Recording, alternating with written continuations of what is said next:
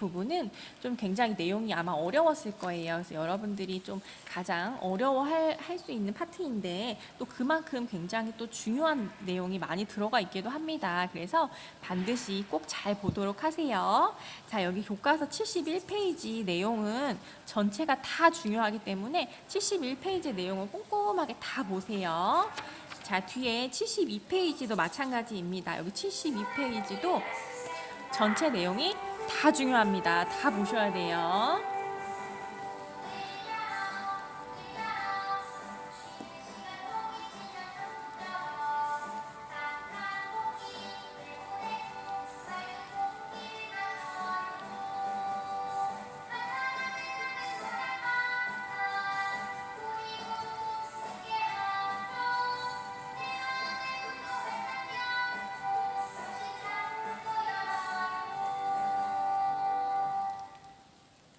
자, 71쪽, 72쪽에 있는 내용은 다 중요하니까 교과서 전체 내용을 완전하게 다 이해하고 넘어가야 됩니다.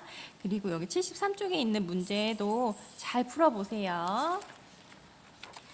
자, 그리고 시장 가격의 변동을 보도록 하겠습니다. 자, 우리 아까 전에 이 시장 가격에 따라서 수요량, 공급량이 변화되는 거에 대해서 봤다면 이 시장 가격의 변동에서는 이 상품 가격 이외의 요인에 의해서 수요 자체가 변화되는 거, 요거에 대해서 공부를 해봤습니다. 자, 가격에 따라서 바뀌는 거는 수요량 자체가 변화되는 거라면 가격 이외의 요인에 대해서는 수요 자체가 변화되는 거라고 이제 배웠을 거예요. 그래서 우리가 수요 곡선을 이렇게 그렸을 때, 자, 수요 곡선에서 자, Y축이 항상 가격이잖아요. 그쵸? X축은 수요량이죠. 그러면 자, 이 가격에 따라서 수요량이 바뀌는 거는 요 그래프 내부에서 움직이는 거야. 요 내부에서만. 그치?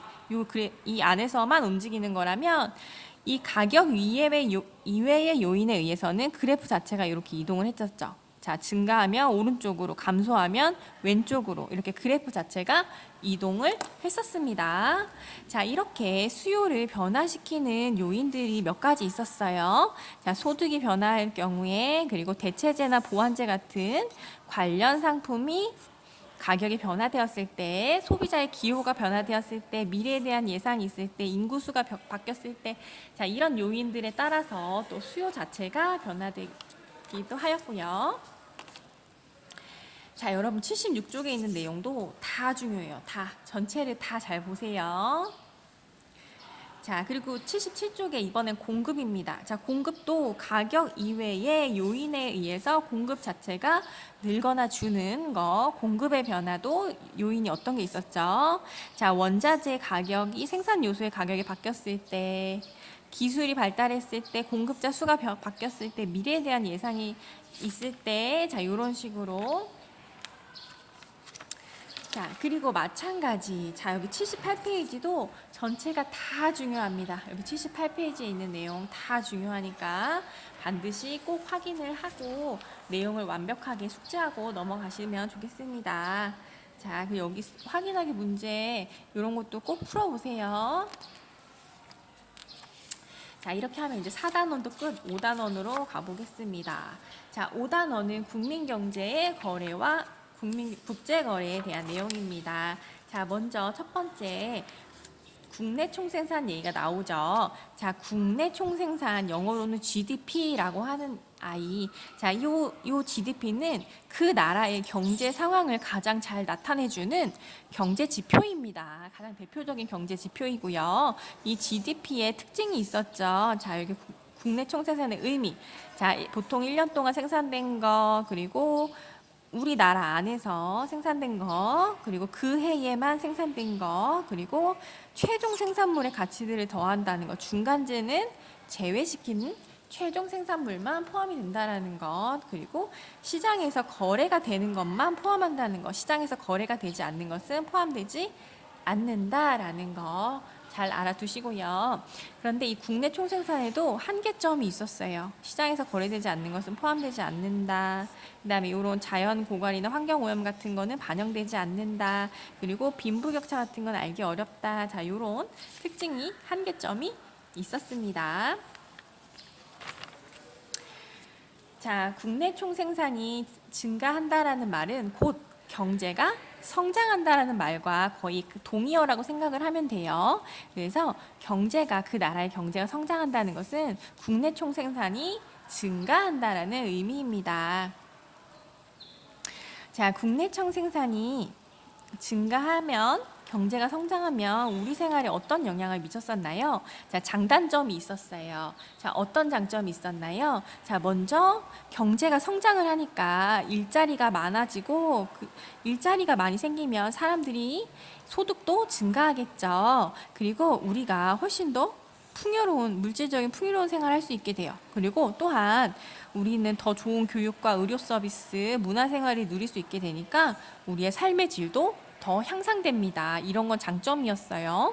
하지만 경제가 성장한다고 해서 무조건 장점만 있는 건 아니었어요. 단점도 있었어요. 어떤 문제가 있었죠? 자원 고갈이나 환경 오염 같은 문제점, 그리고 빈부격차가 커질 수 있다라는 거, 그래서 그로 인한 갈등이 발생할 수 있다라는 거, 이런 거는 경제 성장의 단점이었습니다. 그래서 장점과 단점에 대해서도 잘 알아두세요. 선생님 요거 활동 문제랑 여기 스스로 확인하기 문제 꼭 보라는 말 안 해도 무조건 다 보라고 얘기했어요. 분명히 다 확인을 잘 하세요. 자, 그 다음에 두 번째는 물가와 실업입니다. 자, 물가란 시장에서 거래되는 여러 상품 가격을 종합하여 평균한 것이 물가. 자, 근데 이 물가라는 아이는 물론 올라가기도 하고 내려가기도 하고 계속 변화가 됩니다. 자, 계속 물가가 오르기도 하고 내리기도 하고 이런 건 자연스러운 현상인데, 자, 물가가 계속 지속적으로 오르기만 하는 현상이 있어요. 급격하게 오르는 현상, 그거를 인플레이션이라고 얘기를 했었습니다. 자, 인플레이션이 발생을 하면 상대적으로 화폐 가치는 하락하게 됩니다. 자, 그래서 이 물가가 상승한 인플레이션이 발생했을 때 유리한 사람도 있었고 불리해지는 사람도 있었어요. 자, 먼저 유리해지는 사람들은 누구였죠? 자, 건물이나 부동산, 토지 같은 이런 부동산을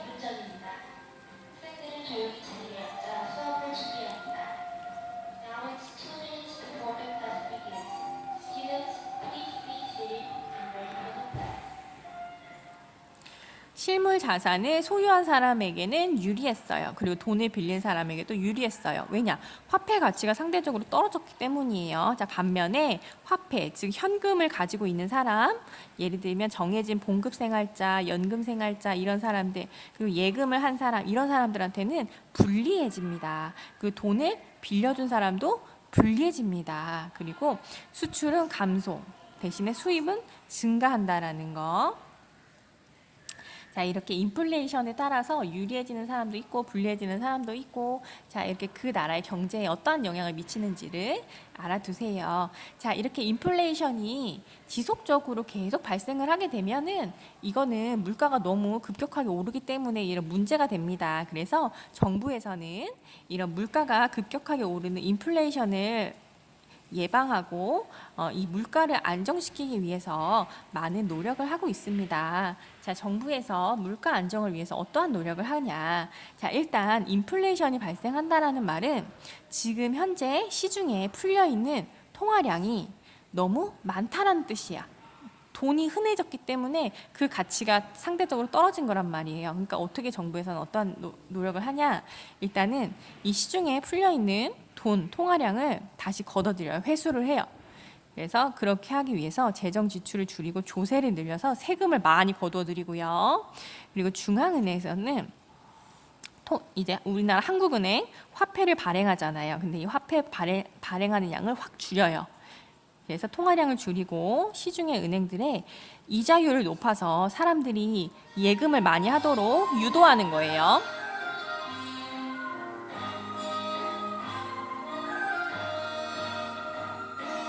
사람들이 예금을 많이 하도록 유도해서 시중에 풀려있는 통화량을 다시 회수하기 위한 노력들을 합니다. 자, 그래서 여기 활동 문제도 잘 보시고요. 자, 그리고 이 실업은 일할 능력과 의사가 있는데도 불구하고 일자리를 구하지 못한 실업 상태에 있는 사람들이 실업자이죠. 자, 그래서 실업자에 대한 정의는 무엇이고, 자, 일할 능력이 없는 어린이나 노약자나 뭐 학생이나 전업주부는 제외한다라는 거, 구직 포기자도 제외한다라는 거, 자, 알아두시고요. 자, 그리고 실업이 우리에게 미치는 영향이 여러 가지가 있죠. 자, 먼저 개인적인 측면에서는 소득이 감소하니까 생계가 곤란해질 수도 있고, 또 자아 실현의 기회도 잃고 자아 존중감도 상실하고, 사회적인 측면에서도 인적 자원이 낭비되고, 그리고 사회 불안, 사람들이 가족이 해체되고 범죄가 증가하고 사회 불안 요인이 되기도 하고요.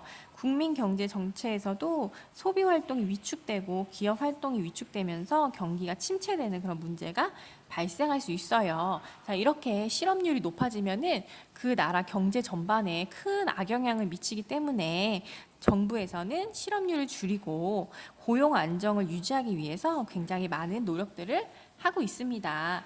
자, 어떠한 노력을 하고 있느냐? 자, 정부에서는 재정 지출을 확대해서 일자리도 늘리고요. 체계적인 직업 교육도 시키고 인력 개발 프로그램을 해서 새로운 일자리를 얻을 수 있게 도와주는 역할을 하고 있습니다. 자, 정부에서 고용 안정을 시키기 위해서 실업자를 줄이기 위해서 많은 노력들을 하고 있다라는 거 알아두시고요.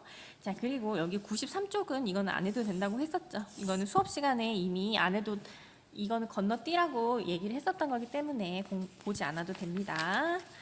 자, 그리고 드디어 마지막 국제거래와 환율을 보겠습니다. 자, 국제거래라고 하는 것은 국가 간의 상품이나 생산 요소가 거래되는 것이 바로 국제거래입니다. 자, 오늘날에는 이 국제거래 필요성이 점점 더 커지고 있는데요.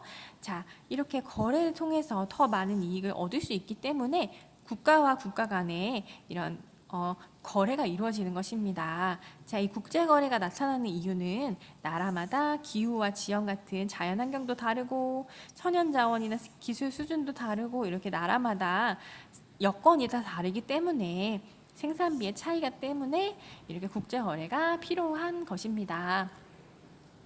자, 내가 생산에 유리한 거를 집중해서 그것만 직접 계속 올인해서 전문적으로 육성하는 걸 특화라고 한다고 했었죠. 그래서 그 나라에서 잘하는 걸 특화해서 서로 교환을 하면서 수출하는 거. 그래서 경제적 이익을 추구한다라는 거. 그래서 비교 우위라는 개념도 우리가 배웠었고요. 자, 이렇게 국제 거래가 이루어지면 자, 소비자 입장에서는 내 선택권이 그만큼 넓어지는 거죠. 그렇기 때문에 이득이다. 그리고 기업도 더 넓은 시장이 확보되고서 더 돈을 많이 벌 수 있기 때문에 필요한 기업에게도 국제 거래가 중요하다. 그래서 오늘날에는 이 국제 거래 필요성이 더 커지고 있다라는 내용이 나와 있습니다. 자, 여기는 건너뛰어도 되고요. 자, 98쪽 보세요. 자, 이 98쪽하고 99쪽에